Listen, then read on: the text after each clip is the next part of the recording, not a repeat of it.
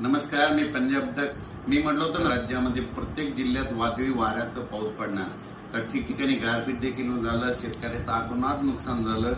आणि आता मग शेतकऱ्याचे परत फोन येईल की हे पाऊस कधीपर्यंत आहे. तर राज्यातल्या सर्व शेतकऱ्याला सांगू इच्छितो की त्या मागील अंदाजात सांगितलं की राज्यामध्ये 3 तारखेपासून 3 एप्रिलपर्यंत पाऊस पडणार आहे. तर सांगायचं झालं तर 1, 2, 3, 4 एप्रिल आणि 5 एप्रिलपर्यंत राज्यामध्ये असंच अवकाळी पावसाचा सावट राहणार आहे. म्हणून हा अंदाज सर्व शेतकऱ्यांनी लक्षात घ्यायचा. मग सांगायचं झालं तर आज देखील मराठवाड्यामध्ये, विदर्भामध्ये आज देखील पाऊस पडणार आहे. तिकडे उत्तर महाराष्ट्राकडे देखील असणार आहे. म्हणून हा अंदाज लक्षात घ्यायचा.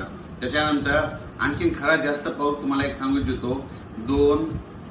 2 एप्रिल आणि 3 एप्रिलच्या दरम्यान आणखीन जरा वादळी वाऱ्यासारखा गारपिटीसह पाऊस पडणार आहे. म्हणून तुम्हाला एक सांगू इच्छितो, नंदुरबार जिल्हा झालं, धुळे जिल्हा झालं, नाशिक जिल्हा झालं, मुंबई, ठाणे, त्याच्यानंतर इगतपुरी, नाशिक, त्याच्यानंतर अहिल्यानगर, त्याच्यानंतर जालना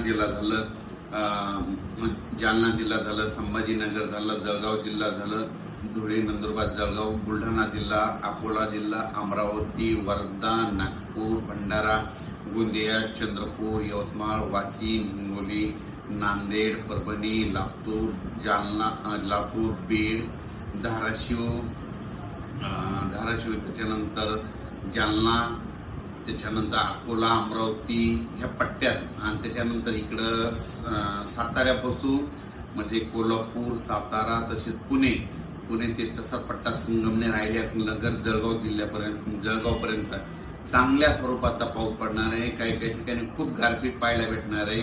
गारपीट देखील होणार आहे. म्हणून ज्यांचं कांदा असेल, गहू असेल त्यांनी काळजी करून घ्यावी. या पावसामध्ये विजेचं प्रमाण जास्त आहे. म्हणून शेतकऱ्यांनी झाडाखाली थांबू नये. आपली पाळीव प्राणी पशुधन झाडाखाली बांधू नये. म्हणजे 4 एप्रिलपर्यंत राज्यात असंच अवकाळीचं दररोज वेगवेगळ्या जिल्ह्यात, वेगवेगळ्या विभागात पाऊस पडणार आहे. म्हणून हा अंदाज लक्षात घ्यायचा. आणि 5 एप्रिलला फक्त नागपूरमध्ये, वर्धा, भंडारा 5 तारखेला तिकडं जाईल. आणि 6 तारखेपासून राज्यातलं वातावरण कोरडं होईल. म्हणजे 6 एप्रिल नंतर राज्यात कोरडा हवामान होणार आहे. म्हणून हा अंदाज सर्व शेतकऱ्यांना लक्षात येतात. पण आणखीन पण 5 दिवस पावसाळ्यासारखा पाऊस पडणार आहे. खूप ठिकाणी गारपीट होणार आहे. काही जणांना म्हणजे आतापर्यंत गारपीट ज्या भागात झाला तिथं देखील गारपीट पाहायला भेटणार आहे. खास करून शेतकऱ्याला सांगू इच्छितो, जे कांद्याचा पट्टा आहे म्हणजे साताऱ्यापासून ते असा बारामती, पुणे म्हणजे जवळपास 150 गाव आहेत.